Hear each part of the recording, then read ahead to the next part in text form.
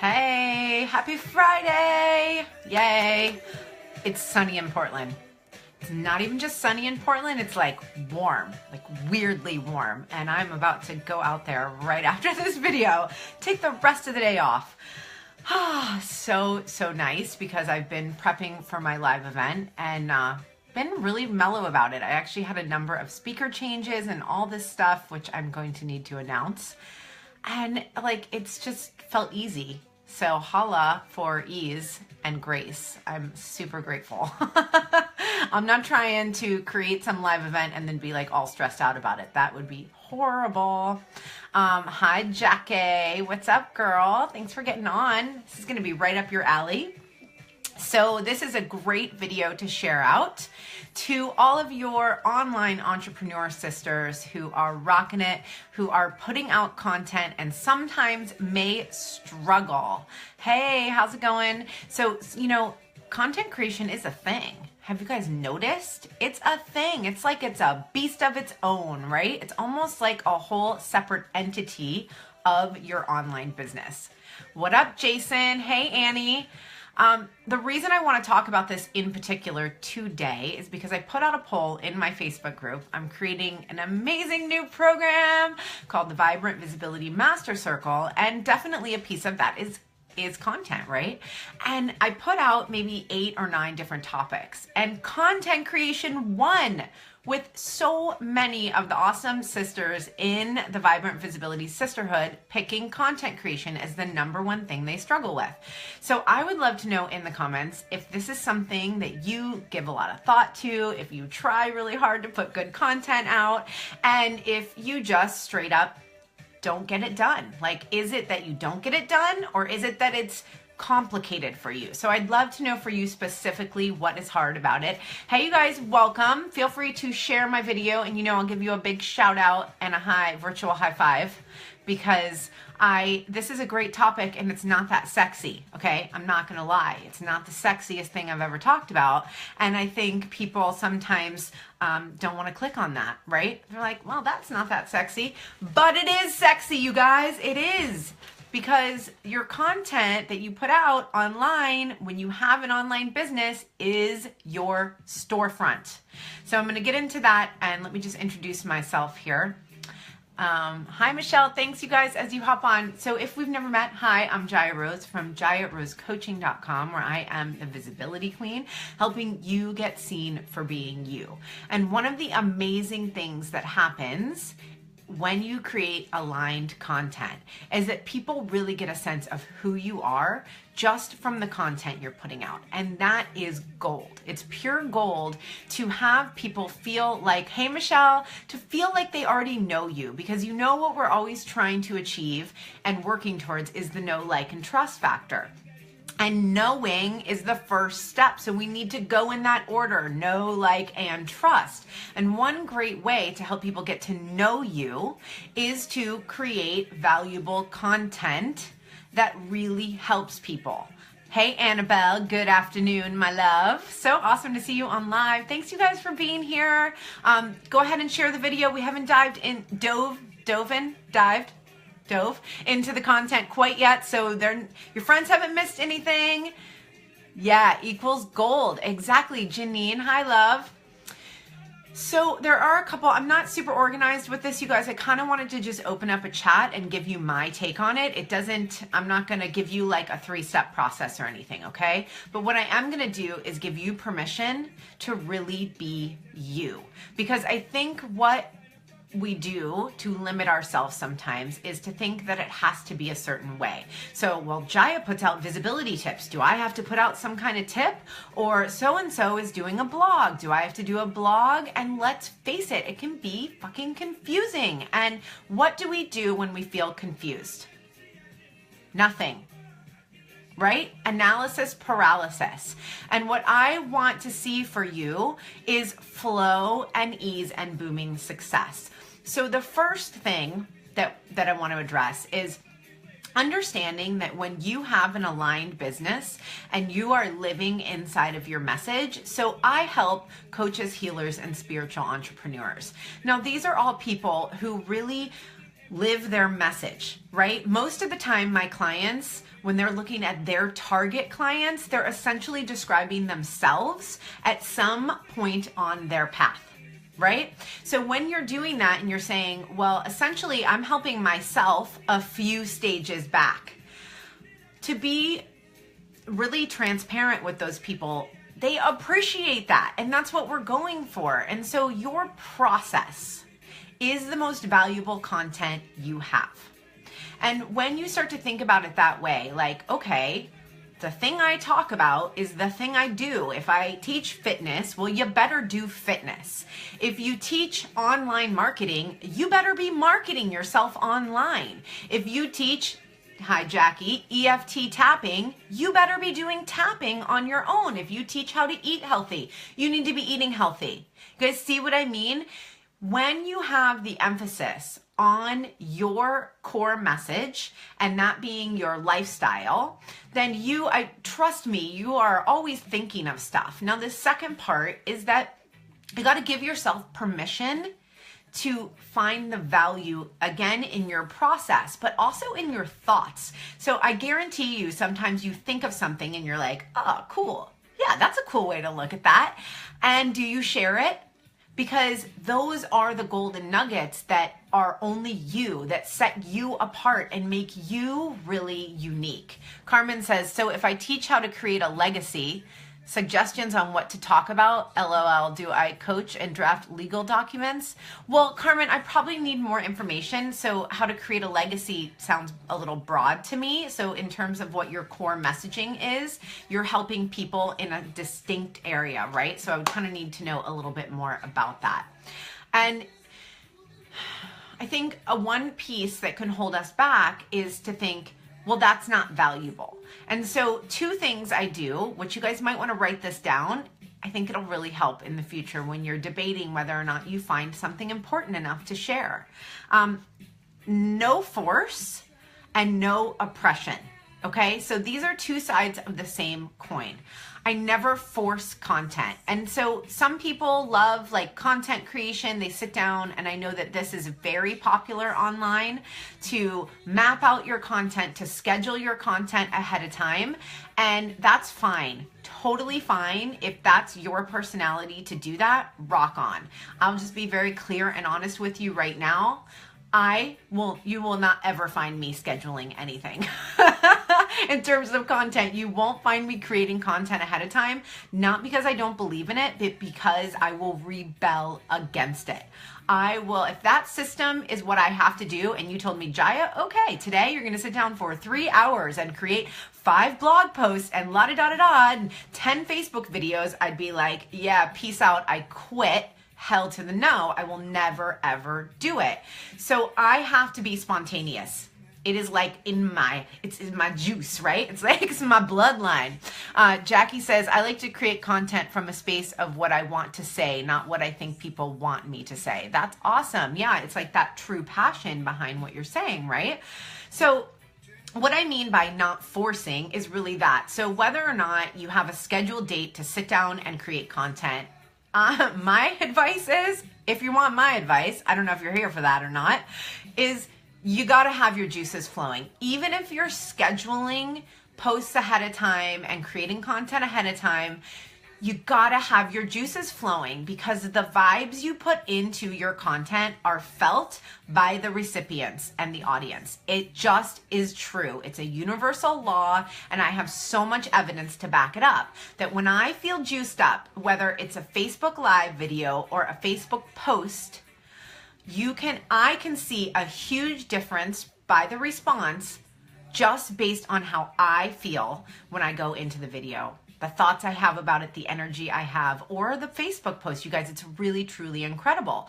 So not forcing yourself into a box. Don't try to fit the circle into the square. Not making yourself, if you've been scheduling and trying to make yourself sit down and create content and it doesn't flow for you, stop. Stop right now.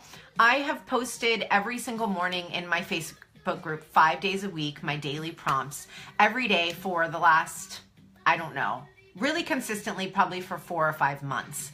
Every single Monday through Friday, I post in there, and I do not schedule anything. And some people might say, oh, well, if you want to have an empire, like, how are you really going to be posting in your Facebook group? And here's the deal. That Facebook group, those are my people. That's my community. I care. If I don't have the time to take 5 minutes in the morning to post a Facebook post and actually bring something out that feels authentic to me. So you'll notice that in my Facebook group, most, and not always, but most of my morning prompts get a lot of interaction. And you might be like, well, how does that happen? Why does Jaya get so much interaction? And it's because I actually give a shit. And I actually take the time every single morning when I wake up and I think, what's going on? And the beauty of this and why I believe that people respond well to it is because there is so much more going on in the world and in the cosmos and in our universe and in our brain that has nothing to do with us and our ego. I believe I'm tapped into the universal laws and to much more than just me. Like, that's how I live because God, I don't want to just think I'm singular, right? That doesn't help me in any way. So I believe that there is energy that's coming through me that I'm just a messenger of. And when I can truly be present in that and show up, even if it's just in one question I ask in my Facebook group, I believe that that is coming from a real place of genuine service. And that, I think, is why people respond to it. It's not pre-thought out what I should be doing. It's authentic and real to the moment. You know what I'm saying? So that is the no force. That was a very long version of that, but let me see what you guys are saying and then I'll go on to that next page. Hey Chad, you rock, Jaya. Truth. Stop scheduling and start being present. Yes, I agree. And you know, I don't ever like to tell people that they're doing it wrong. So like if you are scheduling everything and you get awesome interaction, then rock it if that works for you. But if you don't get interaction and you're wondering why, it's probably because it feels canned to your audience. Hi, Natasha. You say, I always struggle with how much I should share online versus save for the program. Should I put lots of juicy, in-depth stuff online or just be brief? I believe, and you know, leading online thought leaders and people who have really, really strong online businesses, what I hear them say is to give. And for me, I just give as much as feels good for me to give. So I'm highly sensitive and empathic. So when I feel like someone is trying to really just take from me, that doesn't feel good. So then I won't. You know, and so I judge it based on what I want to give, which actually, Natasha, thank you, because it's a perfect segue to the no oppression. So yeah, you're not forcing anything, but the oppression, I think, is huge, you guys. And you can tell me in the comments, tap some hearts if you have experienced this. You have some idea and you're like, oh yeah, cool. Maybe you go to write it down. It's a video idea, it's a blog post, it's a Facebook post, and you think, you start getting into it, right? You start writing it out, creating it, and you think, nobody's gonna like this. And the negative Nancy comes out and starts telling you that you're not valuable. And this is normal, okay? Because anytime we're going to put ourselves out there, whether it's on a small scale or on a large scale, we are always going to have the negative Nancy comments to combat. It's just going to be that way. I have them too. I have that little negative Nancy that tells me, oh, that was stupid, or oh, that was too vulnerable, or no one's gonna like that. And I just have a relationship with her and I'm the boss. Like, that's the difference. So she doesn't get to boss me around. She does not run the show. And I do in that core belief that I am more than just me. And so it comes back to that when you have a service-based business and you feel called to show up in service because it's something bigger than you, then who are you to oppress that in any way? Who are you to say that you showing up in service and helping in whatever way you can, sharing your knowledge, sharing your light, sharing your gifts? Who are you to oppress that? And who I think you are is probably your negative Nancy if you're doing that. So it's about creating that relationship with yourself where one side of you, that empowered side of you, The boss babe or boss bitch or whatever, however you want to look at it, that is the part of you that at the very least wins the argument. Because that argument is going to continue to happen as you become more visible, as you put yourself out there. You guys, tap some hearts if you're feeling me on that. Is that helpful for you? Because the reality is I think sometimes we're looking for it to be fixed. We're like, okay, like someday I'm not going to be scared to put myself out there. Someday I'm going to believe in myself more. And that's not how it works. It's not how it works. You're never going to be there like before you're here. And within the here, we need to show, this is like getting very wordy, but we need to show ourselves where we want to go, right? And the direction we go, oh, sorry, I'm just missing all your comments here. The direction we go is really based on the choices we make. So sometimes you're going to have to make choices that feel uncomfortable and that part of you is kicking and screaming, and you're just going to do it anyway because it's about more than you. Jody says, it is funny. Those posts that I start doubling often get the biggest response. Exactly, because they're the most vulnerable, right? Janine says, thank you. I will revisit this and hear it again. Nice. Hey, fit mom, boss babe. Wow. Janelle, awesome. Indecisive and second guessing is so horrible for us, especially when it drives from fear and what others are going to think. Yeah, it doesn't serve anybody, and we know that. So this is really the main points that I wanted to make, but the last point I want to drive home is that whether or not you are scheduling things and planning things ahead of time, at the very least, allow yourself to be spontaneous. Okay, and let me tell you about that here. Hey, Chad, what do you say? Do you like graphically designed posts or just plain text? You know, Chad, I have found that plain text gets the best response. And I love like graphics and I love designing memes and I love all of that. But it is amazing actually the difference between just a post. So Facebook has become pretty spammy and we all know that. If you run in the entrepreneur circles, you know that everybody is just doing their business on their Facebook page, right? I mean, holla, this is kind of my business on my Facebook page, isn't it? Except I'm giving value. So the less spammy or the less like made up your content is on Facebook, the better. And that doesn't mean I don't do it. Sometimes I do because I like to create that stuff and I am a business, so I'm putting it other places too. But in terms of like groups and your personal page, I say stick with plain text most of the time and play around with graphics, but notice your interactions. I look at everything. So I'm a numbers girl. So I know I don't look at it for ego. Like it's not like, oh, X amount of people need to look at my stuff. It's more like, does this work? So I gauge it on interaction and on numbers, comments, shares, likes, that kind of a thing. Hi, Amanda. Hey, Jaya. A little late to the party. Yay. It's okay, girl. Okay, so being spontaneous, you guys. This is the thing. I love Elizabeth Gilbert. Anybody else here Elizabeth Gilbert fan? I have a number of quotes that I say from her. And one of the things that I really love that she talks about is creativity and how creativity really is a mind of its own.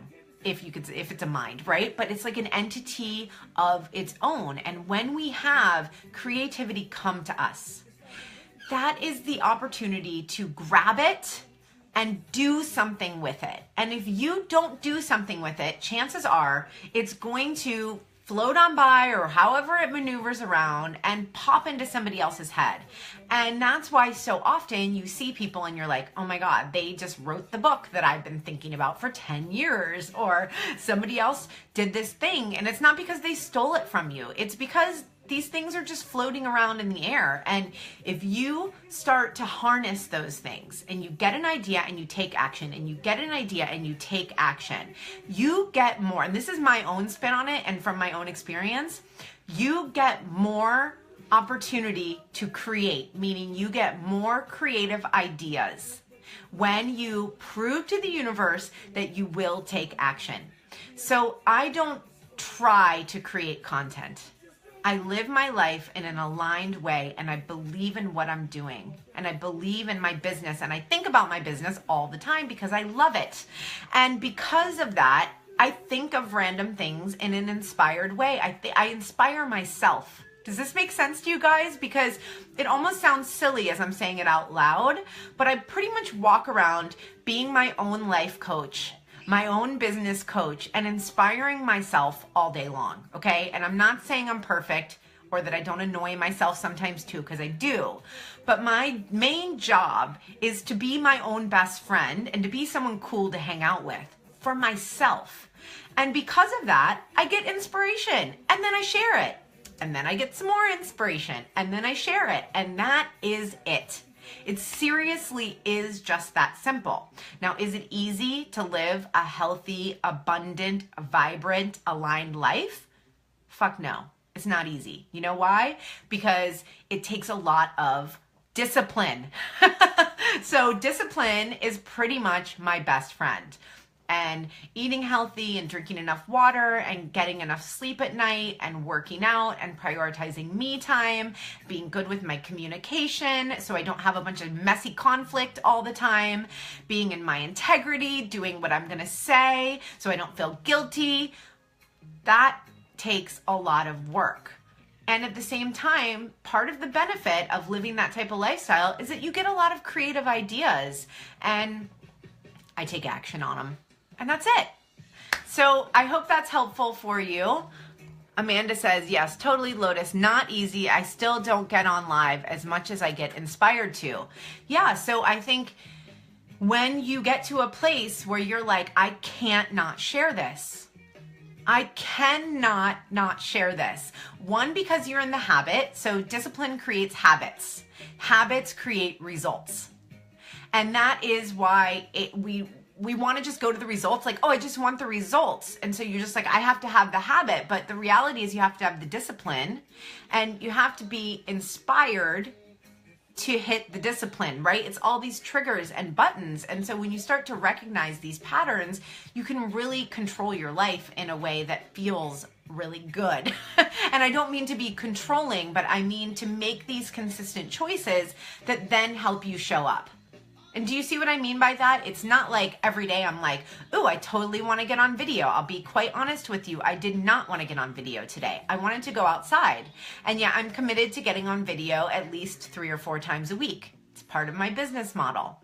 And because of that, that's my commitment. I am motivated to hold myself accountable to my commitments. And that makes it more doable, right? So we have to have that deeper why and that bigger reason as to why we're doing things. And sometimes if you invest in yourself, that will make you do it. Or if you commit to it. So I committed to doing this live video about 2 hours beforehand. It made me do it.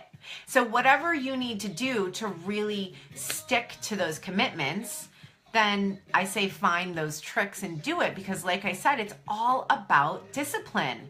And this is not the sexiest conversation, like I said. It's not that sexy to talk about discipline, but let's be honest. Look at all the people who you look up to. Look at the most successful people in the world. What do most of them have in common? They have high levels of discipline. And it really is what it takes. So some of content creation is about that, but it's not about disciplining yourself to sit down and create content.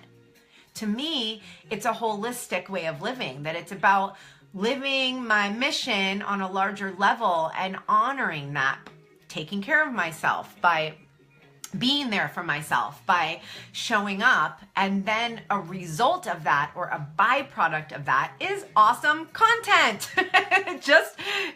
It's really great that way. So Teresa says, is it weird that I think discipline is sexy? Well, no, because aren't you a trainer, Teresa? You do fitness, so no.